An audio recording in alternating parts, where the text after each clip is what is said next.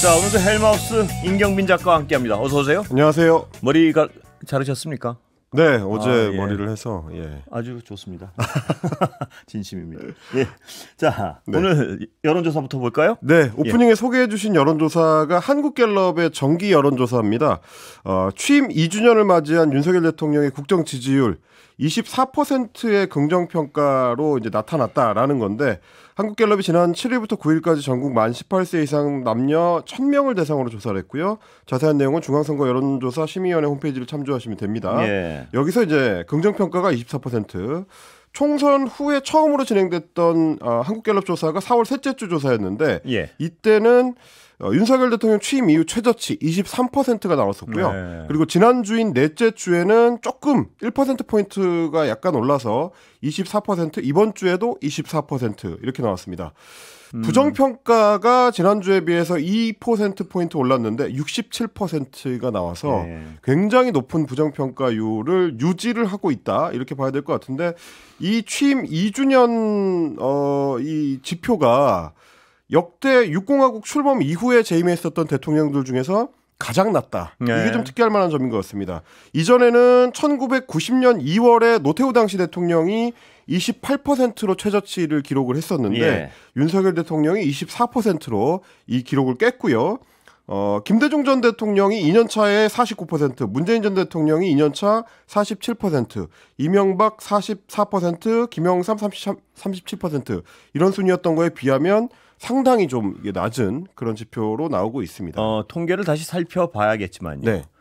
역대 대통령 중에 2년 차는 일을 이제 막 해서 일이 궤도에 오르고 네, 좀 네. 괜찮은 때가 많지 않겠습니까? 여론조사 수치가. 그렇습니다. 근데 지금은 이제 2년 차. 이 정도면 국정 운영이 상당히 어려운 상황인 것 같은데요. 예. 그래서 사실 이제 오늘 이 내용 관련해 가지고 여론조사 전문가들한테 좀 물어봤더니, 이거 이제 윤석열 대통령 같은 경우는 좀 특이한 게 대문자 L자형이다, 이렇게 이제 이 평가를 하더라고요. 아이고야. 초반부터 푹 꺼지고 그 뒤로 낮은 지지율이 계속 유지가 되고 있다라는 건데, 예. 뭐 아시다시피 이제 용산 대통령실 이전 논란부터 해가지고 지지율이 많이 이제 떨어지기 시작해서 지금과 같이, 물론 뭐 등락은 조금씩 있습니다만은 지금처럼 이제 30%대의 낮은 지지율에서 계속 유지가 되다가 총선 예. 이후에 조금 더 떨어진 양상이거든요.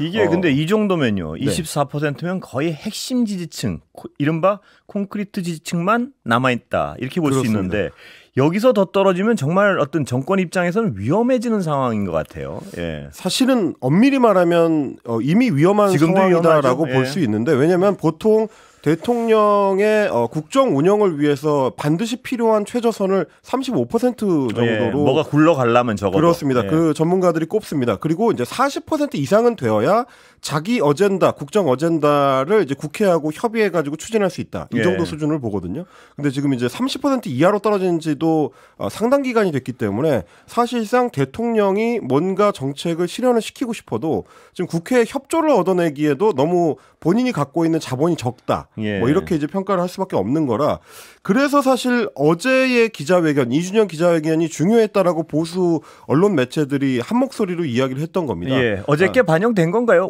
한 반쯤 반영된 것 같습니다. 네, 9일까지 여론조사가 이루어졌기 때문에 9일 오전에 있었던 기자회견에 이제 뭐 대부분 반영됐다고 보기는 좀 어려울 것 같고요. 그리고 이제 전문가들 의견에 따르면 이제 이 완전히 반영되는 데는 하나의 정치적 이벤트가 완전히 반영되는 데는 이제 적어도 3, 4일 정도는 소요가 되기 때문에 다음 주 여론조사를 봐야 본격적으로 이제 2주년 기자회견이 어느 정도로 반영이 됐는지를 알 수 있을 것 같습니다. 근데 이게 잘 살펴봐야 될 부분이, 여기 이따가 서정욱 변호사 모시겠지만 그분이, 그러니까 오른쪽에 계신 분들이 생각하기에는 이게 아무리 기자회견이 안 좋아도 더 떨어지진 않는다는 어떤 확신을 가지고 있는 것 같아요. 뭐냐 하면 이게 더 붙느냐 아니냐의 문제지, 이 24%는 저쪽 어떤 괜찮은 정책을 해서 붙는 것이 아니고 저 야당과 타협을 하거나 오히려 좀 괜찮은 정책을 하면 빠질 표다, 이런 분석을 하기도 합니다. 예. 그 말씀은 근데 이제 여론조사 전문가들도 비슷하게 하는 것 같습니다. 워낙 뭐 23, 4% 수준이라는 거는 거의 바닥이기 때문에 이보다 더 떨어진다면 정말 어떤 이 정권 입장에서 큰일 나는 상황이 되는 거고요. 쉽지 않은 상황이고요. 뭐 물론 이제 직접 비교는 좀 어렵지만 의원 내각제를 채택하고 있는 일본 같은 경우는 20% 초반대가 나오면 그 정권이 이제 붕괴하는 그래서 이제 총선을 다시 치러야 되는 수준이라고 평가를 하기 때문에 이보다 더 떨어지기는 쉽지 않을 것이다. 다만 뭐 말씀드렸던 대로 이준영 기자회견의 결과가 아직은 이제 반영이 좀 덜 된 상태이기 때문에 그걸 좀 지켜봐야 될 것 같고요. 또 하나의 지표가 될 수 있는 게 최상병 특검법 관련해서 이번에 이제 한국갤럽에서 질문을 넣었습니다. 최상병 특검법에 대해서 검찰 수사가 아직 진행 중이지만 특검을 도입해야 된다라는 의견이 57%로 나타났습니다. 거의 이제 60%에 육박하는 과반을 훌쩍 넘는 의견이 특검 도입에 찬성하는 상황이었고요. 29%는 특검을 도입할 필요가 없다. 그럴 필요 없다라는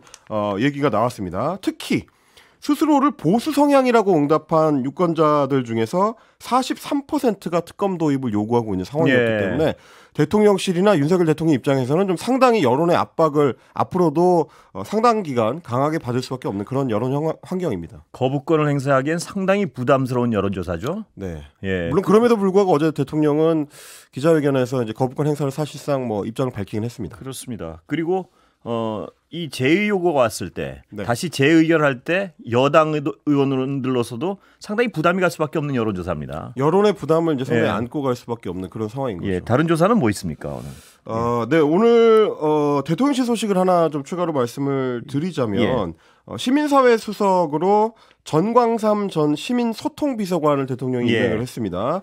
4월 10일 총선이 치러지기 직전에 시민소통비서관을 이제 그만두고 대구시 북갑 지역구에 출마를 했었는데요.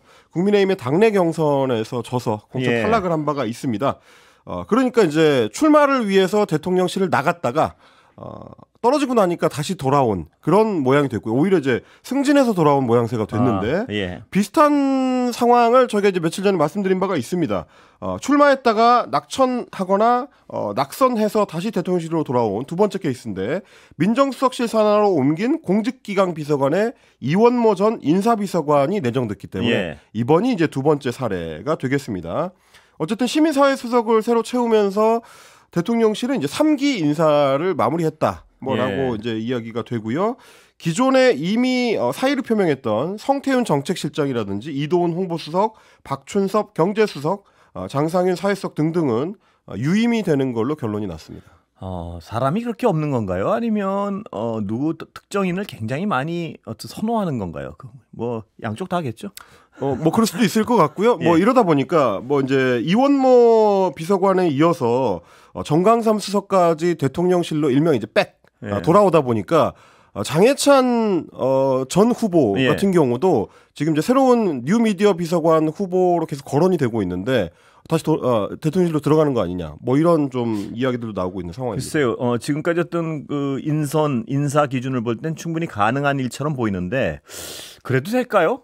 장해찬 후보는 좀 특수 케이스 아닌가요? 근데 이제 이 상황이 대통령실을 바라보는 국민들 입장에서는 다소 불편할 수 있는 것이 어떻게 보면 총선을 통해서 시민의 유권자의 심판을 받은 후보자들, 정치인들이라고 할 수 있는데 그렇게 국민들이 심판을 해놨더니 다시 대통령실에서 데려간다는 거는 그 총선 민심에 대해서 그 총선의 심판에 대해서 대통령실이 이거 부정하는 거냐 대통령이 그 의견을 받아들이지 못하겠다는 것이냐라고도 읽힐 수 있는 거라 좀 신중할 필요는 있지 않나 싶긴 합니다. 그리고 대통령 자체가 어떤 폭넓은 의견을 듣는 듯한 모습은 아니지 않습니까? 그런데 그렇습니다. 참모실이 이렇게 어떤 특정 인사들로 채워져 있고 그동안 이 특정 인사들로 채워져 있을 때 수많은 문제가 노출됐는데 다시 그 사람들을 불러서 채운다. 이거는 참 국민들 입장에서 좀 걱정스럽지 않을 수 없습니다. 그렇습니다. 기존에 대통령실에 있었던 분들이 어떻게 보면 이제 심판받은 거라고도 할 수 있는데 되돌아간다는 거는 국민 의견을 듣고 국정기조를 전환하겠다는 어떤 의지가 없는 걸로 보여질 수도 있는 거라서 좀 걱정이 됩니다. 그 고집. 라인 사태. 지금 심각한 것 같은데요. 이게 뭐 여론은 단순한 것 같습니다. 그렇게 일본에다가 해줄 거 다 해줬는데 이런 대우를 받느냐 동맹으로서. 그렇습니다. 근데 뒤늦게 이제 과기정통부가 좀 유감은 표명했습니다. 오늘 사실 이제 이 긴급 간담회를 열었고요. 기자들하고 이제 질문 답변을 주고받는 시간도 가졌는데 강도연 과기정통부 제2차관이 주관을 했거든요.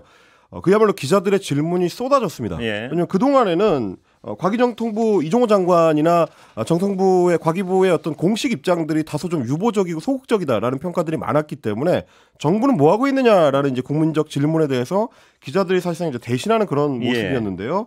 오늘 정부가 기존에 비하면 한 발 나간 입장을 내놨다 이렇게 평가할 수 있을 것 같습니다. 일본 정부는 행정 지도에 지분 매각이라는 표현이 없다고 확인을 해줬지만 우리 기업에 대해서 지분 매각을 압박하는 걸로 인식되는 점에 이 대단히 유감을 표명한다 이렇게 이제 표현했습니다. 예. 그러니까 직접적으로 지분 매각을 하라라고 행정 지도를 한 건 아니지만 사실상 그렇게 압박으로 다가오고 있으니까 이거 좀 유감이다. 이 정도의 이제 표현을 한 겁니다.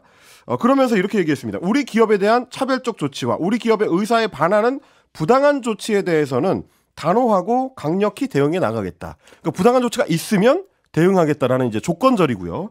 그리고 뒤이어서 네이버가 라인 야후 지분과 사업을 유지하겠다는 입장일 경우 적절한 정보 보안 강화 조치가 이루어지도록 지원하겠다. 그러니까 이것도 역시 마찬가지로 네이버의 의사를 보고 네이버가 계속 그냥 가고 싶다고 하면 도와주겠다. 역시 마찬가지로 조건절입니다. 그러니까 정부가 뭔가 나서서 먼저 움직이는 적극적인 태도보다는 사태가 돌아가는 양상을 보고 혹은 이제 일본 정부나 네이버의 움직임을 보고 거기에 맞춰서 대응하겠다. 네. 이런 걸로 읽힐 수도 있는 오늘의 이제 발표였다고 볼 수 있는데 사실 이 입장은 기존에도 마찬가지였습니다. 예. 지난주에도 이종호 장관한테 기자들이 계속 질문을 했는데 그때도 네이버의 입장이 우선이다. 네이버가 도와달라면 도와주고 네이버가 부당한 대우를 받는다고 판단되면 거기에 나서겠다. 이런 입장이었거든요. 같은 입장을 유지한 거 아니냐라는 게 기자들의 남은 의문이었습니다. 이 정도 되면 외교부도 나서야 되는 거 아닌가요? 저는 네.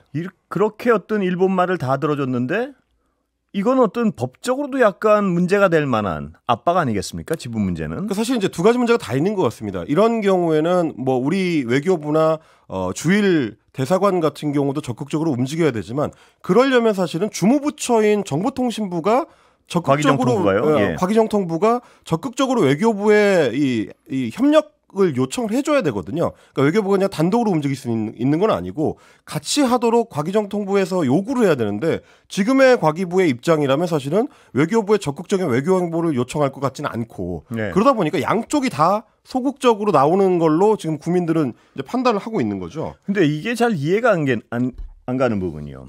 외교란 것이 하나를 잘해주면 저쪽에서 뭘 잘해주고 이런 어떤 상호적인 게 분명히 있어야 되는데 그렇죠. 우리가 지금 일본을 대하는 걸 보면 끊임없이 일방적으로 잘해주는데 오는 건 없고 그러니까 어떤 협상 없이도 알아서 잘해주니까 얕보는 것 같은 그런 느낌을 지울 수가 없습니다. 그러니까 좀 안타까운 상황인 것이 정통부가 오늘 이제 공식 입장을 내기는 했지만 기존의 태도에서 크게 바뀌지가 않았거든요. 예를 들면 이런 대목입니다.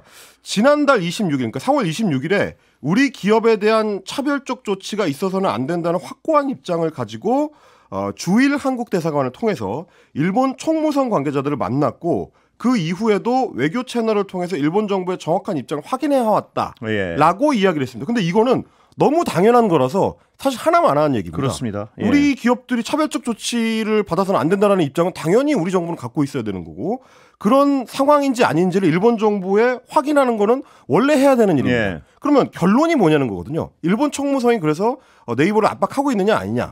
이 부분에 대해서 우리 정부의 입장은 뭐냐. 입장을 확정하고 그렇습니다. 그다음에 일본의 어떤 잘못된 입장이라면 엄중 항의를 해야지 맞는 상황이죠. 그리고 또 하나 중요한 거는 그럼 일본 총무성에 우리 정부 관계자들이 가서 물어봤을 때 어느 정부 관계자가 일본 정부 관계자가 바보가 아닌 이상은 우리가 네이버를 압박해가지고 지분을 뺐을 거예요라고 말할 사람이 어디 있겠습니까? 그렇습니다. 그럼 돌아가는 정황을 보고 당연히 정부가 그렇습니다. 이것은 압박이다 하고 판단을 한 다음에 일본 정부의 공식적인 항의나 공식적인 조치를 취해야 되는 상황 아닌가요? 그러니까 이제 그 부분입니다. 네이버 입장에서도 일본 정부가 저희를 압박해요라고 공식적으로 얘기하는 거는 당연히 불가능하고 상당히 어려운 상황이죠. 그러면. 일본 정부도 그런 입장을 표명할 수 없다 그러면 상황을 우리가 읽어야 되는 건데 예를 들면 1년의 이 과정이 다른 기업들하고는 얼마나 다른가를 살펴봐야 됩니다. 이를테면 NTT 도코모 같은 이제 일본의 굴지의 그 통신사 NTT 같은 경우도 비슷한 보안 사고를 낸 적이 있는데 어떻게 보면 이제 네이버 사례보다 훨씬 심각하죠. 10년여에 걸친 그 정보 유출 사고가 있었는데 그때는 일본 정부가 NTT 측의 이제 조치 사항을 받아들여줘서 넘어갔습니다. 예. 혹은 미국 회사인 페이스북 같은 경우도 네이버하고 비슷한 보안 사고를 냈는데 그때도 역시 마찬가지로 규모가 훨씬 더 컸지 않습니까? 규모가 훨씬 컸죠. 예. 페이스북의 조치 사항도 일본 정부에서 받아줬습니다. 근데 왜 유독 한국 기업 네이버에 대해서만 강력한 행정 지도를 2번씩이나 내고 지분까지 거론하느냐? 이거는 누가 보더라도 차별적 조치를 이미 일본 정부가 하고 있는 건데 예. 여기에 대해서 항의하는 게 그렇게 어려운 일인가? 라는 게 심지어 오늘 기자간담회에서 있었던 기자들의 질문이기도 합니다. 예. 근데 제가 이제 오늘 그런 어떤 다른 보도에서는 기자들하고 정통부 2차관하고의 질문 답변이 자세히 소개가 안 됐는데 그 질문 답변을 정리한 내용을 전문을 봐가지고 이제 읽어봤더니 제가 좀 주목한 게 자꾸 이제 강 차관이 하는 얘기 중에 이런 부분이 있습니다.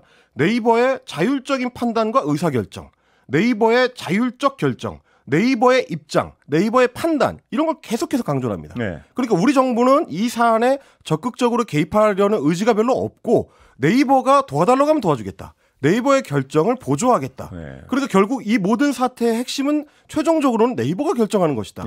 이 유보적인 태도를 정부가 갖고 있는 거 아니냐. 이런 의심을 할 수밖에 없는 대목들이 많았습니다. 그러니까 일본에 대해서는 어떤 협상과 관련해서도 먼저 선제적으로 우호적 입장을 맨날 표명하다 보니까 일본과 어떤 긴장 관계에 되는 상황 자체를 인정하지 않으려 그러는 것 같아요.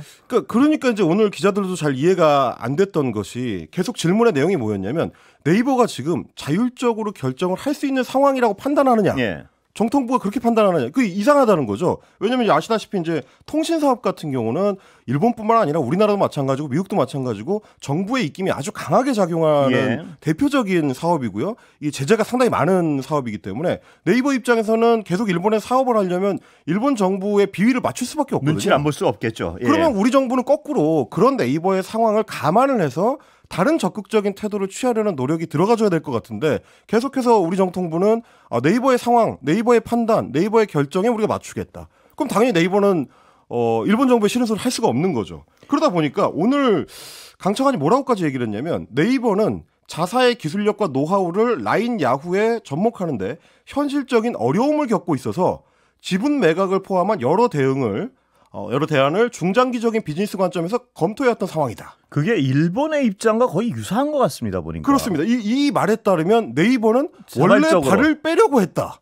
계속해서 네이버는 지분을 팔려고 했다라고 정통부가 판단하고 있다는 얘기가 되기 때문에 일본 정부의 설명인 듯한 착각마저 드는 상황인데요. 심지어는 이게 사실관계에 맞는지도 의문입니다. 왜냐하면 네이버가 기술적인 부분에서 13년 동안 이 라인이라는 일본 내 사업을 운영을 해왔었기 때문에 일본 측에서는 네이버를 빼고는 사실 기술적으로 독립하는 게 거의 불가능하다고 내부 판단을 하고 있는 걸로 이미 보도가 됐거든요. 그러면 정통부의 이 판단하고는 정반대가 되는 겁니다. 기술적으로 접목이 불가능해서 네이버는 원래 발을 빼려고 했다라고 하는 우리 정통부의 어떤 판단. 근데 반대로 일본 요미우리 신문이나 산케이 신문 같은 데서 보도하는 내용을 보면 네이버하고 기술적으로 분리가 잘 안 돼서 일본의 총무성이 화가 났다라는 보도가 나왔거든요. 이 두 개가 서로 상치되는 겁니다. 왜 일본에 대한 어떤 외교적 문제나 일본과의 현황이 발생하면 지금 현 정부는 왜 그렇게 어떤 숙이고 들어가는 느낌을 줄까요? 그 이해할 수가 없는 부분이 있어요. 그러다 보니까 이제 야권뿐만 아니라 여당의 정치인 대표적으로는 이제 국민의힘의 윤상현 의원 같은 경우도 정부가 더 적극적으로 이 사안에 개입을 해야 된다라고 지금 목소리를 내고 있는데 우리 정부가 안 나서 주니까 오늘 네이버에서 공식 입장을 냈는데 결국 지분 매각 협상을 시작했다라는 공식화였습니다. 지분 매각을 포함해서 모든 가능성을 열고 소프트뱅크와 성실히 협의해 나가고 있다라고 이야기를 했는데요.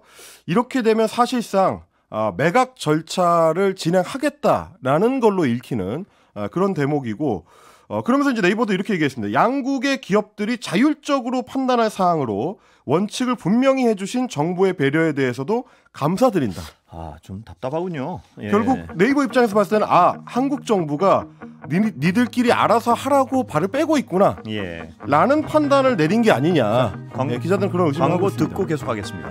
자, 잠깐 네이버 얘기를 더 하면요. 지금 분위기는 그러니까 지분 협상이 이미 시작됐고 잘못하면 그냥 팔아 넘겨야 되는 상황이고 그렇습니다. 정부에 대해서는 또 우리 정부가 하도 미온적이니까 눈치를 보는 상황 같습니다. 보니까. 사실 이제 각 정부가 걸려 있는 문제다 보니까 적극적인 내용이 이제 공개되지는 않지만 지금 이제 뭐 시간 순서로 보자면 지난 8일에 라인 야후 측에서, 그러니까 라인을 운영하는 그 기초회사 라인 야후 측에서 네이버하고 지분 매각 논의 중이다라고 발표를 했고요. 그 다음 날에는 모회사라고 할 수 있는 소프트뱅크 9일에 역시 마찬가지로 네이버랑 지분 매각 논의 중이다라고 발표를 했고, 한국 네이버도 지분 매각 절차를 공식화를 했기 때문에 예. 이거는 뭐 이대로 가면은 사실상 네이버는 지분을 팔고 일본 라인 사업에서 이제 빠지는 형태, 혹은 이제 경영권을 사실상 포기하고 지분 일부만 남기는 형태로 사업 참여하는 그런 방식이 될 가능성이 높아지는 건데요. 근데 이제 이러면 문제가 뭐냐면, 네이버 같은 경우는 지난 한 13년여에 걸쳐서 라인을 글로벌 기업으로 키우기 위해서 뭐 일본이 가장 큰 사업장이었기 때문에 거기를 이제 일종의 이제 기술 플랫폼의 실험장으로 해가지고 동남아시아까지 사업을 확장을 시켜왔습니다. 동남아시아는 뭐 이제 태국이라든지 인도네시아라든지 뭐 대만이라든지 이런 사업 이런 국가들에서는 이미 한 2억 명 정도 이용자를 확보한 상태라 네이버의 미래 글로벌 사업의 핵심 중추로 라인을 삼아왔는데, 거기서 일본이 빠져나가게 되면 그동안 네이버가 세워왔던 글로벌 전략 자체가 이제 틀어질 수가 있는 거고요. 예. 지금처럼 전 세계적으로 글로벌 플랫폼 기업을 만들기 위해서 경쟁이 벌어지고 있는 상황에서 어떻게 보면 한국 정부가 발을 빼고 있는 거 아니냐. 특히 그 주무부처인 과기정통부가 이렇게까지 소극적으로 대응을 해도 되느냐. 이게 이제 자칫하면 일종의 기술 유출로 이어지는 거 아니냐라는 걱정들이 계속 따라붙고 있는 겁니다. 문제는 과기정통부의 이런 어떤 미온적 대응이 과연 과기정통부의 판단이냐. 그건 아니지 않겠느냐, 이런 의심이 들 수밖에 없는 거 아니겠습니까? 그렇습니다. 결국 이제 이 윤석열 정부가 출범하고 나서 기시다 내각하고 계속해서 이제 관계를 잘 맺어오려고 노력했던 것들, 그래서 이제 장기적으로는 한미일 동맹에 준하는 관계로 일본과의 관계를 좀 이제 우호적으로 끌고 가려고 했었던 것들이 혹시나 훼손될까봐 좀 우려하는 거 아니냐. 이런 얘기는 뭐 제가 하는 얘기가 아니고 이제 이번 주 초부터 뭐 조선일보를 비롯해서 이제 보수 언론들에서 계속 걱정을 해왔던 대목입니다. 그러니까 바로 이게 뭐냐면 모양새가요. 일방적인 양보를 통해서 계속 좋은 관계다 해놓으니까 관계가 나빠지면 지금 와서 그렇게 줘놓고 왜 관계는 나빠 이렇게 되면 그렇습니다. 할 말이 없으니까 계속 줄 수밖에 없는, 계속 수세에 몰리는 이런 상황, 이런 악순환에 빠진 것 같아요 보면. 그래서 사실 외교라는 게 이제 어려운 거긴 한데. 그렇습니다. 그래서 마구 줘도 안 되는 거고요. 네. 당연히. 지금처럼 기업의 이익이 직접 걸린 사안에 대해서 이렇게까지 정부가 소극적으로 대응한 사례가 있었던가. 이거는 이제 외교적인 이익관계랑은 좀 차원이 다른 문제이기 때문에 당장 금전적인 문제, 기업의 이 숫자와 관련된 문제. 그걸 넘어서 우리 미래 먹거리 중에도 굉장히 그렇습니다. 중요한 부분 아니겠습니까? 굉장히 좀 의문이 드는 대목들이 좀 많긴 합니다. 예, 시간은 조금 남았는데요. 추경호 국민의힘 신임 원내대표. 네, 어제 할까요? 새로 선출이 됐고 오늘 이제 기자들하고 취임 간담회를 했는데 이렇게 얘기를 했습니다. 어제 윤석열 대통령의 2주년 기자회견에 대해서 이제 어떻게 봤느냐라고 기자들이 물어봤더니 적절한 수위에 적절한 말씀을 해주셨다고 생각한다. 예. 전반적인 생각이라든지 기조에 관해서는 대통령이 말씀하신 부분과 궤를 같이 한다라고 얘기해서 사실상 앞으로도 여당하고 대통령실이 이제 같은 입장에서 움직여 갈 거를 이제 천명을 했고요. 그러면서 당의 입장이 정해지면 단일 대우로 움직여줘야 된다는 생각이라고 최상병 특검법에 대해서 이야기를 했습니다. 그러니까 아마도 재의결 상황이 되면 부결을 당론으로 채택할 가능성이 높지 않을까. 그리고 원내대표로서 이제 첫 번째 과제로 최상병 특검법 재의결에 맞서는 문제를 걸고 있지 않느냐. 뭐 이렇게 해석할 수 있는 대목들이 많았습니다. 그리고 안철수 의원 얘기 잠깐 하면 이 재표결하면 당론보다 소신껏 하겠다. 이분은 참 복잡합니다. 예. 네, 오늘 SBS 라디오에 출연을 했는데 재표결 시에는 당론에 어긋나더라도 헌법기관으로서 각자 소신대로 행동할 수밖에 없게 된다고 생각한다. 그러니까 보수의 가치에 맞춰서 찬성표결하겠다. 참 이분 말씀을 해석하기가 쉽지 않아요. 예, 왜 그때는 그랬으며. 예, 여기까지 하겠습니다. 네, 고맙습니다. 예, 지금까지 헬마 임경빈 작가였습니다.